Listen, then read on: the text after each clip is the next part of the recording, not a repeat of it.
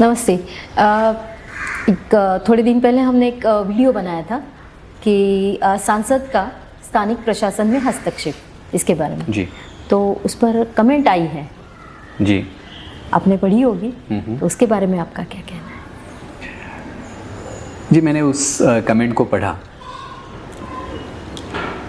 जिस व्यक्ति ने उस कमेंट को लिखा है तो उसको तो मैं पहले धन्यवाद करूंगा कि उन्होंने हमारी वीडियो को देखा और उसके ऊपर उन्होंने कमेंट की।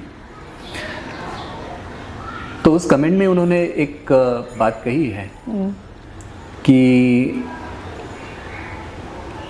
बहुत साल हो गए अभी। वैसे तो मार्च 2022 के बाद पुणे म्युनिसिपल कॉरपोरेशन में कोई कॉरपोरेटर्स नहीं है क्योंकि इलेक्शन नहीं हुई है। 3 साल हो गए। तो उन्होंने कहा कि वहाँ पे जो राज्य सरकार और केंद्र सरकार में जो उन्होंने गुंडे, ऐसा एक शब्द प्रयोग किया है, तो उनके वजह से पुणे में नगर सेवक की जो चुनाव होते हैं वो नहीं हो पाए हैं। उनकी बात सही है।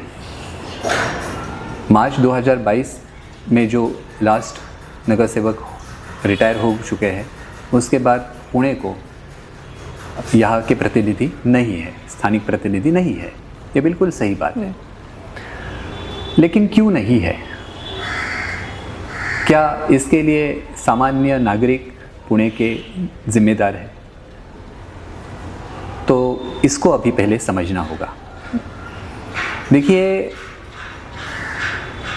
जो पुणे के इलेक्शंस, पुणे म्युनिसिपल कॉरपोरेशन में के जो इलेक्शंस है वो रुके हुए हैं।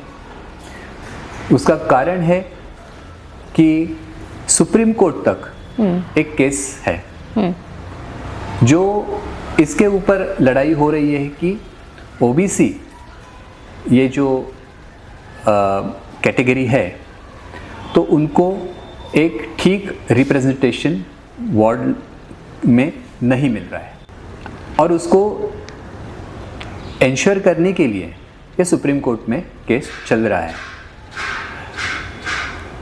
2022 से अभी तक वो डिले हो रहा है। ये बिल्कुल बात सही है।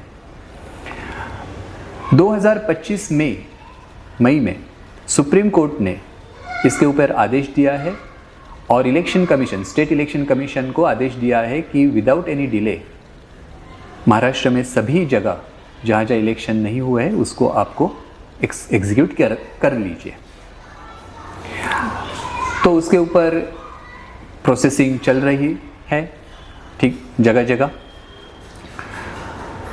अभी 4 अक्टूबर को ही पुणे म्युनिसिपल कॉरपोरेशन ने एक डिक्लेरेशन प्रस्तुत किया है राज्य सरकार के सामने, जिससे एक तरीके से राज्य सरकार के पास अभी बात गई है और फिर वो स्टेट इलेक्शन कमीशन के पास भी जाएगी, जिससे ये जो एलोकेशन ऑफ वार्ड स्तरीय एलोकेशन होता है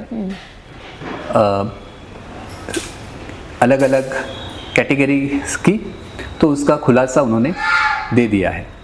सुप्रीम कोर्ट ने जो आदेश दिया है वो इस तरीके से है कि जो 2022 से पहले जो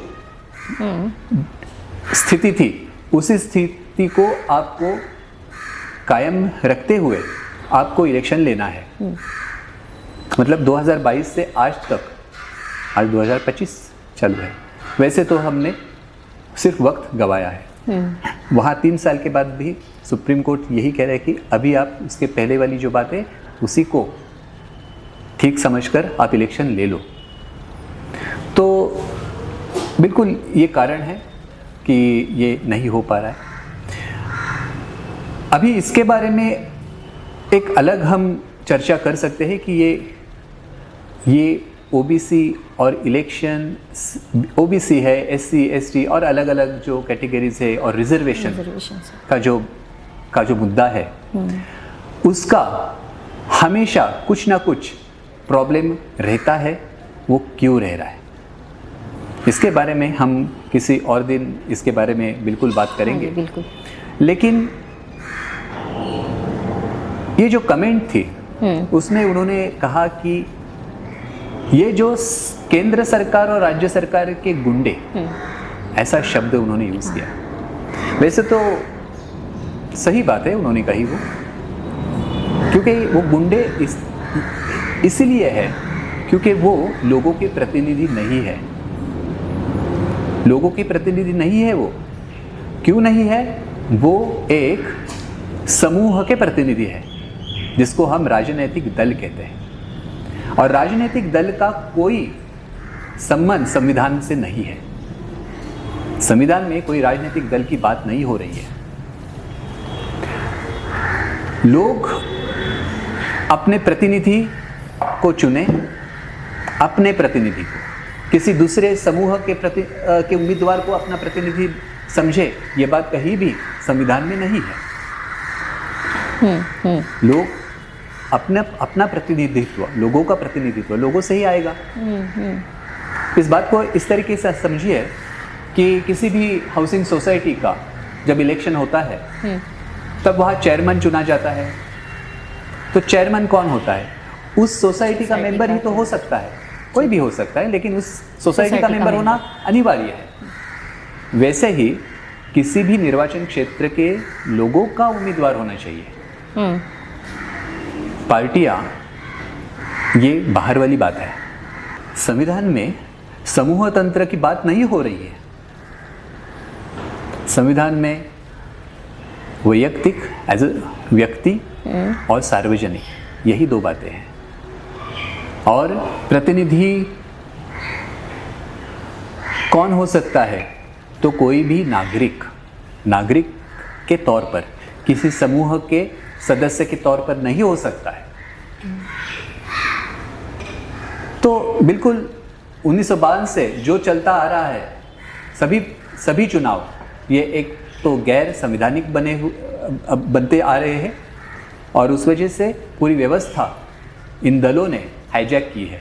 बिल्कुल ये दल ही गुंडे हैं, और इसी दलों का एक भाग है सभी आज के जो सांसद हैं, जो एमएलएज हैं, और जो नगर सेवक हैं।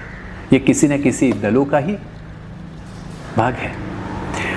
तो ये बात तो मुझे लगता है कि इसको समझना बिल्कुल ज़रूरी है। इस पर हम और विस्तार से एक नया वीडियो बना सकते हैं, नई चर्चा इस पे हो सकती है। और एक बात मैं कहना चाहता हूँ इसमें कि हमें कोई वैयक्तिक टीका टिप्पणी नहीं करनी है, हमने की भी नहीं है। हमारे पहले वीडियो में भी हमारा उद्देश्य एकमात्र है कि हम संविधान को समझें, हम हमारी व्यवस्था को समझें, और जो चल रहा है उसमें जो गलतियां हो रही है उसको हम सुधारें। यही हमारा मकसद है। ये गलतियां कौन कर रहा है इसमें हमें विशेष रस नहीं है, और ना रहना होना चाहिए किसी को भी। ये कोई व्यक्तिगत टिप्पणी नहीं हो रही है, इसको समझने की कोशिश कीजिए। जिन्होंने ये कमेंट किए उनको भी ये समझना है कि आप ये देशवासी हो, इस देश के नागरिक हो। किसी समूह से आप जुड़े हुए हो तो वो ठीक बात है, लेकिन वो समूह अगर चुनाव में प्रवेश कर रहा है तो वो संविधान के खिलाफ है। ये समझ आपको बिल्कुल ज़रूरी है। इतनी ही बात हम कह रहे हैं। इस चर्चा से हमें ये समझ में आता है कि दल जो है वो समूह है, और समूह तंत्र असंवैधानिक है। इसके बारे में हमें और समझना चाहिए। नमस्ते।